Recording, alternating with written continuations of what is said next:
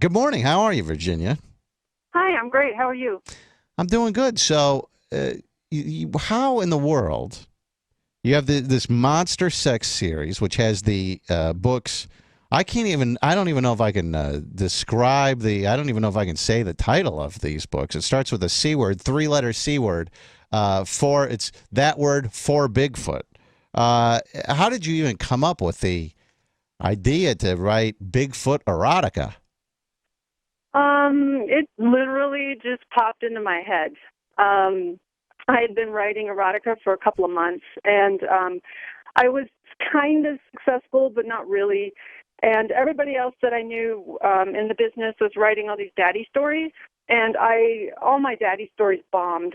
They didn't do very well.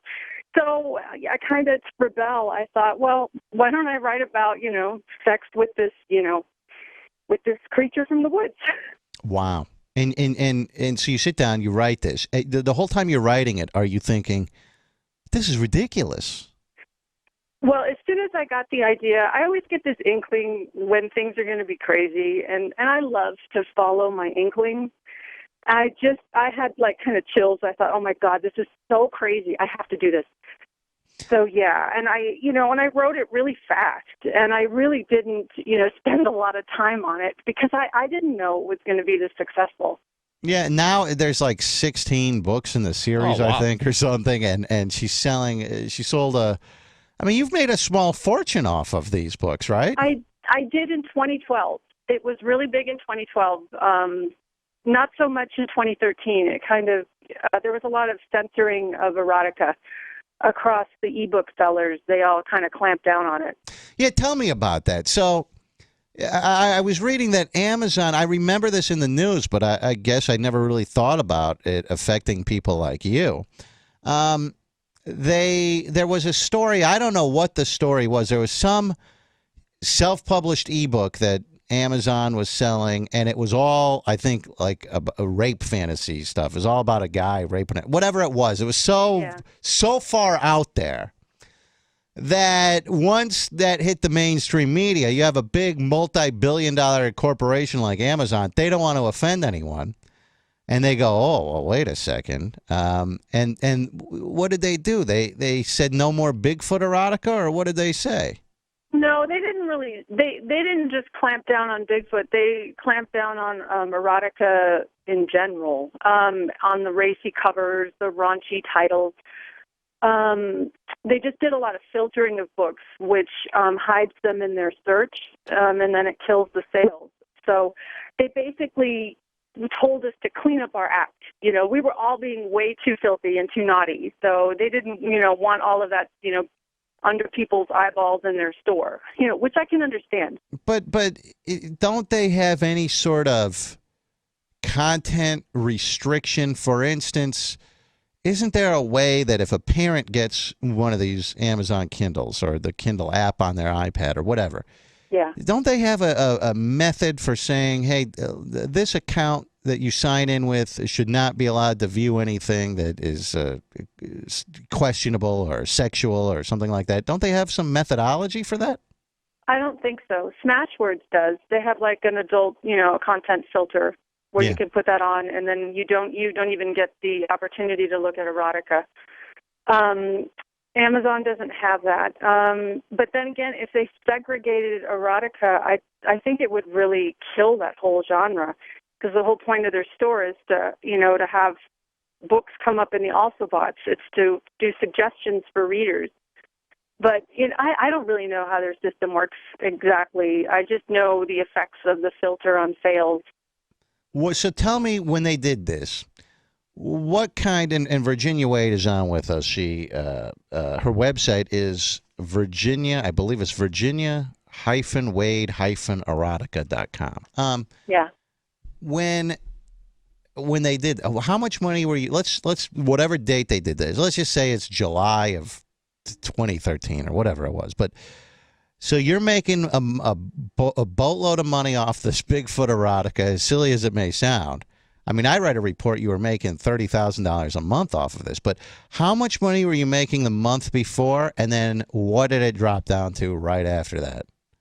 Okay, when I had the interview with Business Insider, I told them that the 30K month, and that only happened once, that was from a different romance pen name. That was when a series was peaking.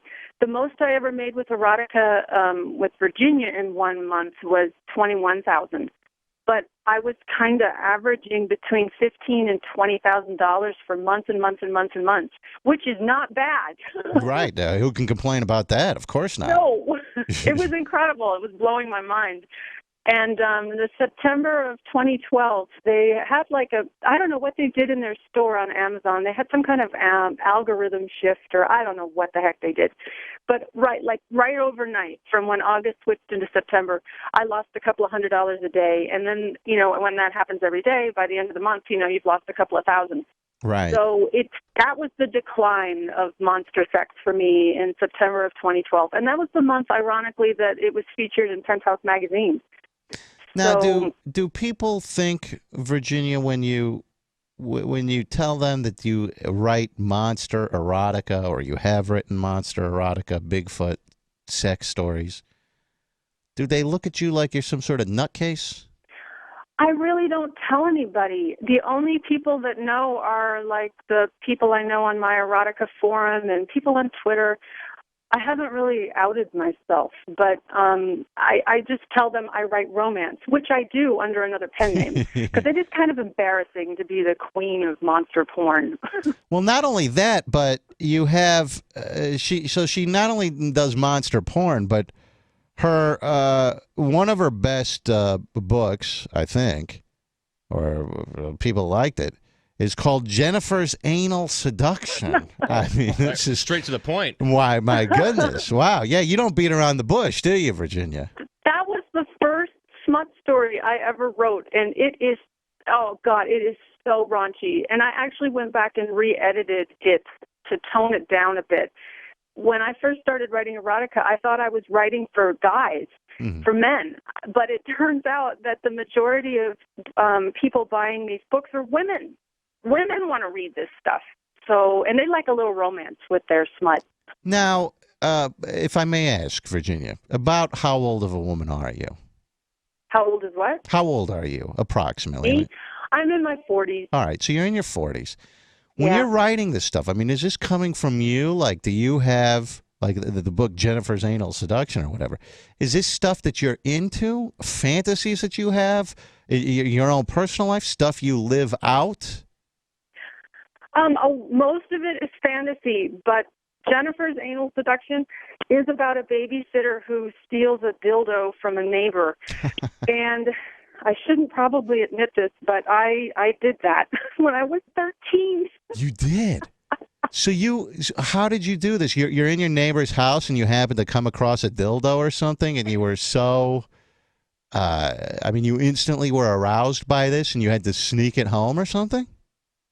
Pretty much. I was a very bad babysitter. I would go through people's drawers. They would just die if they knew. But yeah, I thought, wow, this is fun, so I'm going to steal it. And then you're 13 years old. You take this back to your house, and do you then use that on yourself? I did, but it was really loud, and I was very paranoid that my parents would hear. I mean, this is fascinating to me because at this young of an age, Dieter, she's stealing dildos from neighbors' houses and then using them. Like, for instance, I would think like a girl just would go, I'm a germ freak. I don't want to use something that someone else has used or whatever. Right. I mean, did that even give you pause to think that, hey, I know the woman that was using this, I babysit her kids or whatever, and now what she has used on herself, I'm using on myself. I didn't even think about that. I think I had hormones raging. And did you use, now, your book, Jennifer's Anal Seduction, did you, this is about her doing almost like what you did, but when you stole this in real life, when you stole this dildo from your neighbor, did you try backdoor action with that? No, No. I didn't. Okay. No, I didn't. And I never, had any kind of relations with the husbands of these people I was babysitting with. That is complete fantasy. But did you think about it when you were 13 years old and you're babysitting for this family? Did you actually have fantasies about sleeping with the man, because I dated a girl, and she told me, she said that she used to go babysit for a family. She said she had so many fantasies about, like, the guy, you know, she was like 14 years old or whatever, about the guy coming home and, then taking her, I'll take you home, and, like, basically thrusting himself upon her in the car or whatever. And she had all sorts of wild fantasies about this. Were you the same way? No. No, I think men at that age, they scared me. I mean, they were really big and a lot older than I was. So now, are you, I'm fascinated by this. Are you married yourself? Yes. Okay, so you're married. You have any kids? Yes, I have 2 kids. And how old are your kids? Are they like teenagers or something now? Or? Well, my son is 19 and my daughter is 21. And what did they think growing up that their mother is writing all of this erotics? I mean, they must have read some of this stuff and gone, holy moly. I mean, Jennifer's anal seduction and all this big, I mean, what do you do when your mother's writing that stuff? I mean, does this come up at the dinner table, or how does this work? We just joke. I don't know if my daughter has read any of my work. I really don't think she's interested. But we joke a lot that, Bigfoot porn was putting her through college, which it did take for like the first 2 years of her school. Wow. And what did you do before you started writing all this porno and Bigfoot porn and stuff? Were you a writer of regular stuff? Or are you just like a housewife who decided, I'm going to try and make some extra money on the side? Or what's your background? I always wanted to write, and I dabbled in historical romance in the 90s, and then I had children, so that sucked up all my time. And then after I hit 40, I thought, well, I always wanted to write, so why don't I, get in the game? And I did romances, and I did a post-apocalyptic romance and some vampire stuff. And then I tried for erotica just to see, if I would be successful at it or not. And it was easy and fun. Let me ask you a question. I want an honest answer. When you're writing this erotica, whether it be Bigfoot erotica, Bigfoot's throwing some teenage girl down and humping her like crazy, or it's Jennifer's anal seduction, or whatever it is, do you yourself ever get so aroused as you're putting this on the page that you have to pleasure yourself? Yeah, I call those research breaks. Wow. Yes. And then you let your mind wander as you're doing that to maybe get even a freakier fantasy. I have come up with some great plot bunnies during research breaks. Yes. Wow. And I mean, how is your own? Like you said, you're married. I mean, do you have a traditional, normal sex life, or are you guys pretty wild and crazy and kinky and out there? We were a little more wild and crazy when we were younger. We've kind of calmed down a bit. Yeah, everyone does, I guess, as you get older. Yeah. I'm looking at on RMG TV as we're talking to Virginia Wade. There's a photo of her that our video guy has up. She's a good-looking 40-something-year-old woman. I mean, holy moly. If this is actually you, Virginia, I mean, this is... is it the blonde one? No, it's kind of dark. Well, I don't know, like a medium color hair in a purple dress. That's me. I have this avatar that's this 20-something-year-old blonde that's on my Twitter, and it's on a couple of places, but the blonde one is not me. But yeah, the one in the purple dress, that's me. You're sexy as all hell for a woman in her 40s. I mean, wow. Lucky man. Holy mo! And she has all these filthy, dirty thoughts in her head. That's great. I love it. Hey, listen, so tell me about this. I have a guy on my show who has written a book. He's I don't even know how you can describe this guy. He's the strangest guy that you've ever met. He's just totally bizarre and out there. And he wrote a book, and he said that he had a fantasy about coming in and killing all of us on the radio show one day. And he wrote this book called, I said, well, write a book about it, right? And he titled it Blood on the Microphone. Now, we had to sort of go, and he's the kind of guy, he has poor grammar. It was literally 30 pages of one run-on sentence, no punctuation, no paragraphs. We had to go in and do all of that for him. But we're thinking about publishing this, maybe as a hardcover, which is expensive, but this also as an ebook, which you do. I had no idea that this could be so lucrative for people who are, obviously well-known authors can make a bunch of money, but I mean, this can be a very lucrative thing, apparently, right?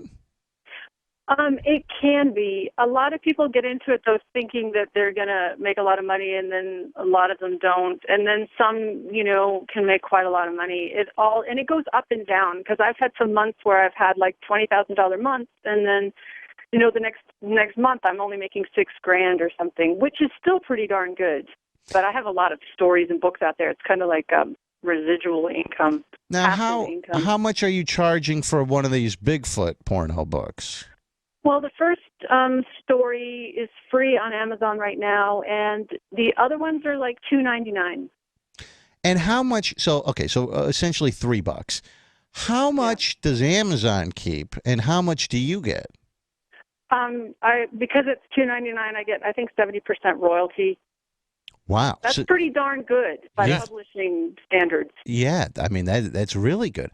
Do you think that this will transform the way people? I mean, why would I'm just trying to think, like what's his name, John Grisham or something, like a big author like that.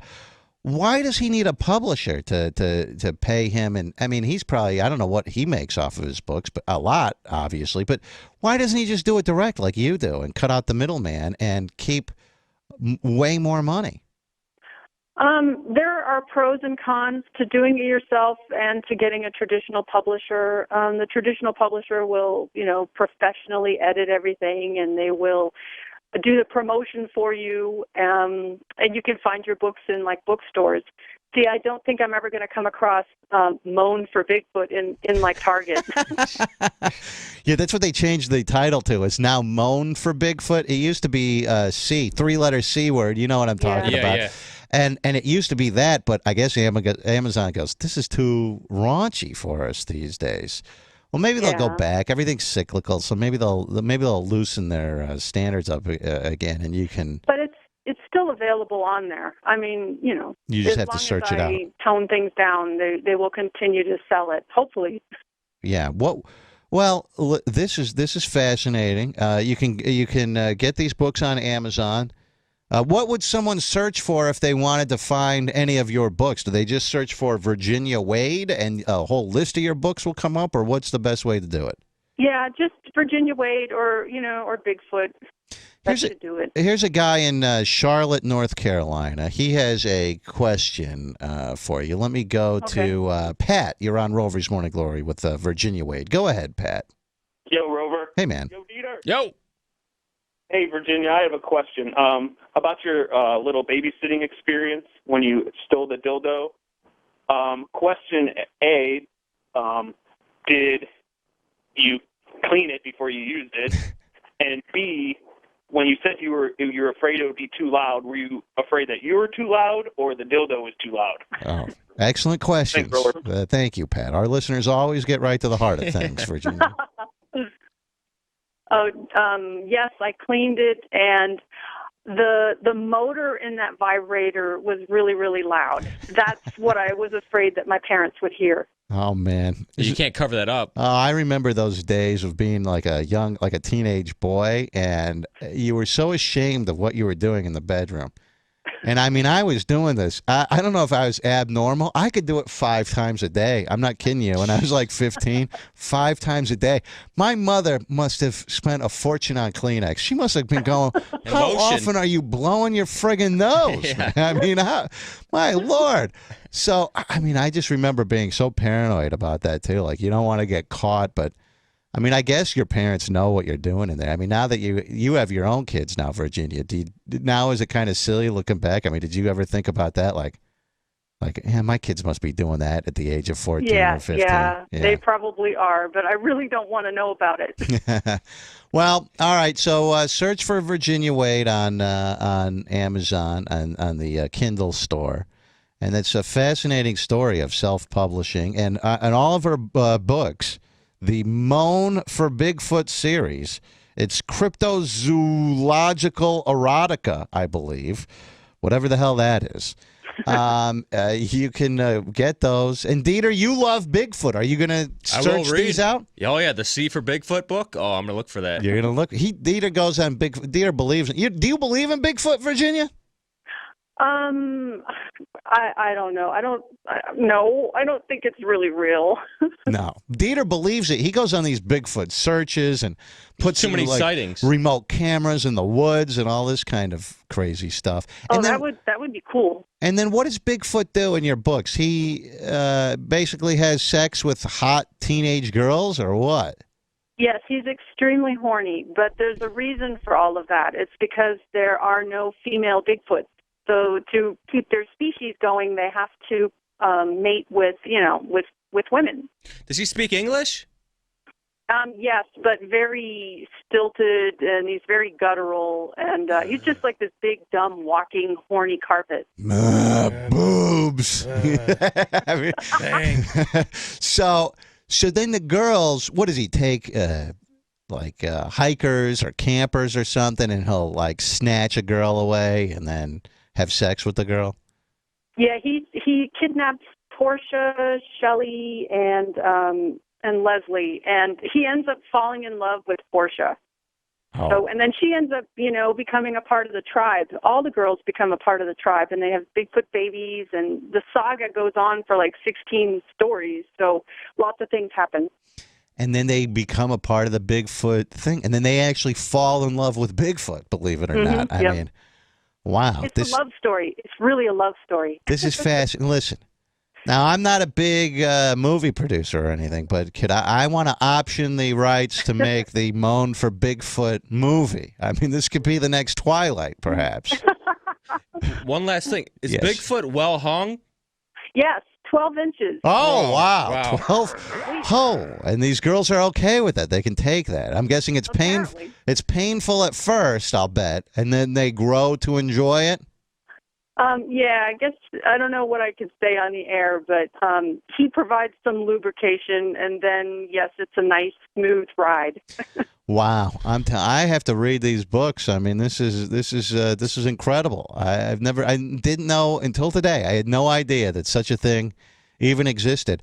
And the creepy thing about it is that there are probably like dudes who get these books that have some weird Bigfoot camper fantasy that crank it out thinking about Bigfoot or whatever. I mean, or even women, I guess, are Women, yes. pleasuring themselves thinking about Bigfoot or what. Well, I know what I'm going to be for Halloween. A bunch of horny women out there reading these books. I'm going to be Bigfoot for Halloween, and they're going to jump me on Halloween. They're going to be so horny. They're going to go crazy. All right, Virginia Wade. I appreciate you coming on. Continued luck with this. And has anyone talked about making a movie of this, Virginia? No, I've not heard anything about that at all. No, I've only gotten offers for like interviews and blogs, and then radio interviews. But so far, no TV or movie or anything. I think we should work on this, Dieter. I mean, a low budget sort of feature that we could do. You know, if you could get the budget in at maybe $250,000. Cinemax kind of one, like a softcore. Right. Well, you'd license it to whoever. I mean, you'd make it, you produce it, you try and sell it to. Sure, you make a softcore, version of this. I mean, you could even go hardcore if you wanted to, and make two versions. That's what they do for a lot of porno movies. They will. Virginia, would you be? I used to date a porn star, Virginia, and I still have a lot of contacts in the porno industry. Would you be willing to license your book series if they wanted to make a porno out of this? I mean, I might be able to put you in contact with some people and get the ball rolling. I don't know. I'd have to look at the deal. I'd have to look into it. I don't know. I'd pay extra for it if you starred in it, Virginia. Yeah. She's very good looking, woman. All right, Virginia Wade, I appreciate you coming on, and good luck with the Monster Sex series. I appreciate it, Virginia. Okay, well, thank you for having me on. Thank you, Virginia Wade.